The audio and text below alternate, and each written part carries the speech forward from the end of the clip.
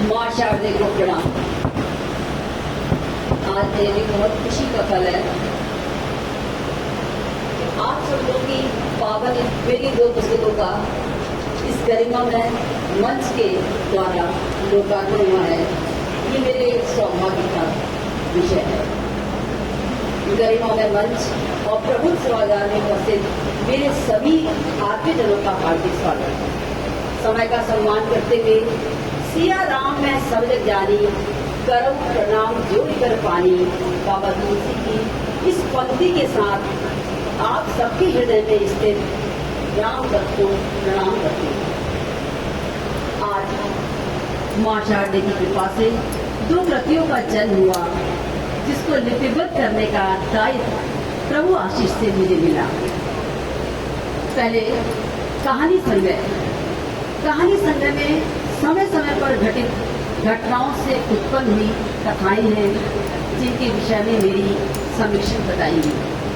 क्योंकि कथा सामाजिक घटनाओं में उपजी वो कथा वस्तु होती है जो हम प्रविभूत होकर के शब्दों से पंक्तिबद्ध करते हैं, लिपिबद्ध करते हैं। पर किसी विषय पर शोध करना, उस विषय को आत्मसात करके अपने खून में रचा देना पड़ता है, जिसमें बहुत परिश्रम और धैर्य की आवश्यकता होती है। इसलिए मैं आज अपने कहानी संग्रह के विषय में न बताकर दूसरी पुस्तक के विषय में बात करूंगा। भारत के विकास में आदिवासियों का योगदान, ये पुस्तक लिखते समय जब मैंने शोध किया तो उनके विषय में पढ़ते हुए मुझे इस विलक्षण लेकिन गुमनाम समुदाय के विभिन्न संस्कारों, रहन सहन, खान पान, विवाह, सामाजिक रूपरेखा और विभिन्न अवसरों पर गाए जाने वाले लोकगीतों के विषय में जानने की इच्छा हुई। मैं समय समय पर पुस्तकालयों से सामग्री लेकर पढ़ती और फिर मैंने इन सब लोगों के साथ मिलकर बहुत कुछ जाना।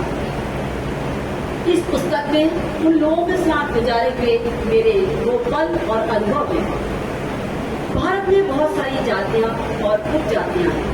जनजातियां वो मानव समुदाय है जो एक अलग निश्चित भूभाग पर निवास करती है और जिनकी एक अलग संस्कृति, अलग रीति रिवाज, अलग भाषा होती है। इनके अपने देवी देवता होते हैं और अमूमन प्रकृति पूजक होते हैं। संविधान के अनुच्छेद 342 के अनुसार इनको राष्ट्रपति की एक सार्वजनिक अधिसूचना द्वारा विशिष्ट वर्ग में डाल दिया गया।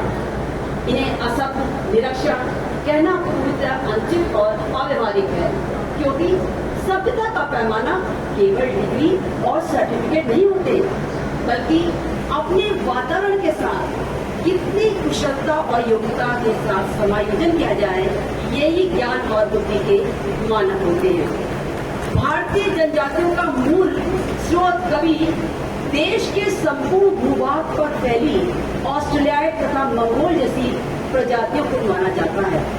इनका एक अंश स्रोत नेग्रिटो प्रजाति भी है, जिसके वंशज आज भी अंडमान निकोबार में हैं।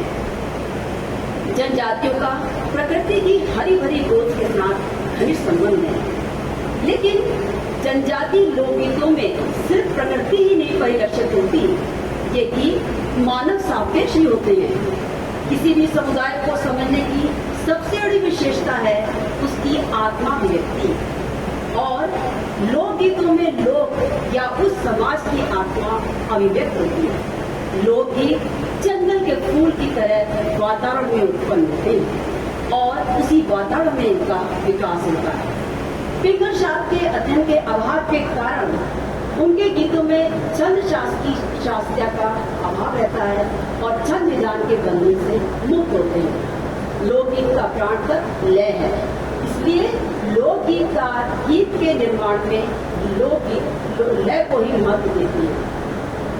भारत में 211 की जनगणना के अनुसार 705 जनजातियां चिन्हित हुई। अब मैं बताती हूँ कि कैसे मैं इस विषय में गई। नैनीताल प्रवास के दौरान मेरा संपर्क थारू जनजाति के लोगों से हुआ। उनके बारे में जानने की उत्कंठा से मैं उनके गीत सुनती, उनके खान पान, रीति रिवाज, परिवार, शादी आदि के विषय में बात करती।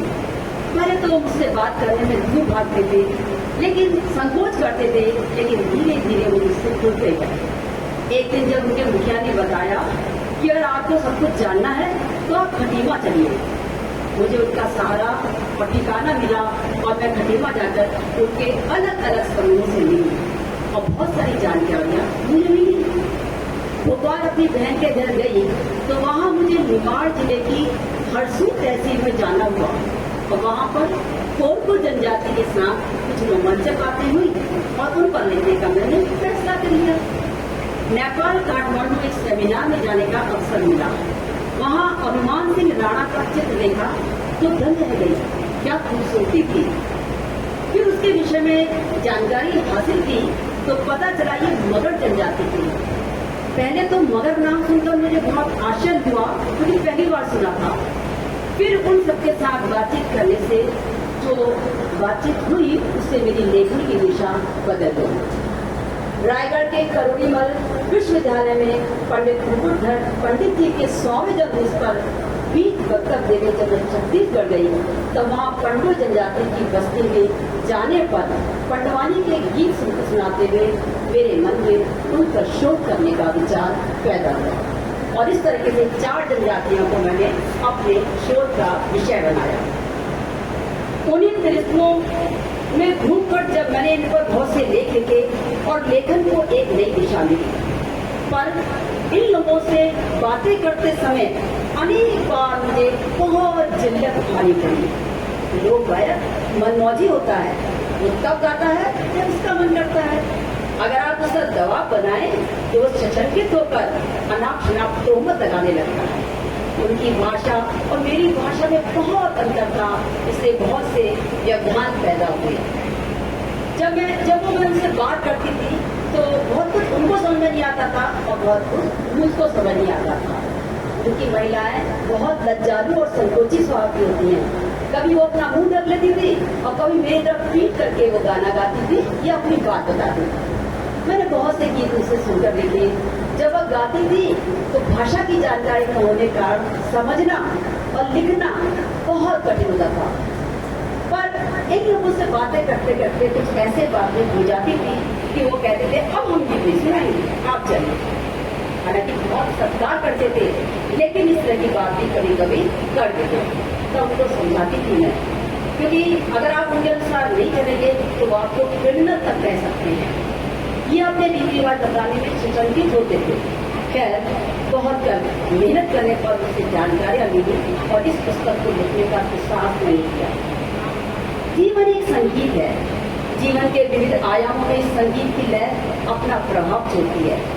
किसी समुदाय को समझना है तो उसके मानस मन को समझना सबसे पहली जरूरत है। और मानस मन लोक मंगल, लोक रंजक होता है। उसी में उसके विश्वास, मान्यताएं आदि तक छिपे रहती हैं। यह भी सच है कि भौगोलिक परिवेश और उनकी ऐतिहासिक भूमि का प्रभाव भी उन पर बहुत पड़ता है। ये पुस्तक इस दिशा में एक कड़ी है। यह पुस्तक उस विशाल सागर के हृदय से मचल कर निकली एक छोटी सी लहर है, जिसको आप पढ़कर इस समुदाय के विषय में कुछ जानेंगे, अध्ययन करेंगे और फिर शायद उस सागर की थाह को नापने की कोशिश करेंगे। अभी बहुत सी जनजातियों पर काम करना है, बहुत कुछ लिखना है, शोध करना है। आदिवासियों के आख्यान, उनके मिथक, उनकी परंपराएं आज इसलिए महत्वपूर्ण नहीं है कि वह बीते युगों की कहानी है, बल्कि उनकी अपनी संस्थाओं और संस्कृति के ऐतिहासिक तर्क और बौद्धिक प्रासंगिकता के कारण महत्वपूर्ण है। उनकी कलात्मक अभिव्यक्तियां, सौंदर्यात्मक चेष्टाएं और आध्यात्मिक क्रियाएं हमारी आज की कला संस्कृति की तरह आराम के योग करने वाली चीजें नहीं हैं। उनकी पूरी जिंदगी से उनका एक क्रियाशील, प्रयोजनशील और पारस्परिक रिश्ता है। इसलिए उनकी संस्कृति एक ऐसी अद्वितीय के रूप में आकार ग्रहण करती है जिसमें उनके यथार्थ और सरल जीवन की पुनर्रचना होती है। आज मेरा बोलने का नहीं, सुनने का दिन है, इसलिए कुछ ज्यादा नहीं हुई। मेरे वंदनीय प्रेरणा स्रोत आदरणीय दीक्षित संघ, मेरी संरक्षिका माँ, बहन, मित्र और प्रातः स्मरणीय आदरणीय विद्या देवी, स्नेह के आधार जगत से अपने आदर्शों को साकार करने वाले अशोक सर, बहुआयामी व्यक्तित्व के स्वामी आदरणीय महेश सर, साहित्य मर्मत और मृदुभाषी आदरणीय हरिशंकर सर, मित्र भाव और मुस्कानों की मल्लिका आदरणीय अलका जी, मंच का गरिमा में संचालन करने वाले स्पर्श वक्ता और सरल हृदय आदरणीय पांडे जी, और इन सबके बीच मेरी साहित्यिक यात्रा में हर पल के साक्षी और सहयोगी आदरणीय अनिल पांडे जी, इन सबका आशीर्वाद मेरी भाती है।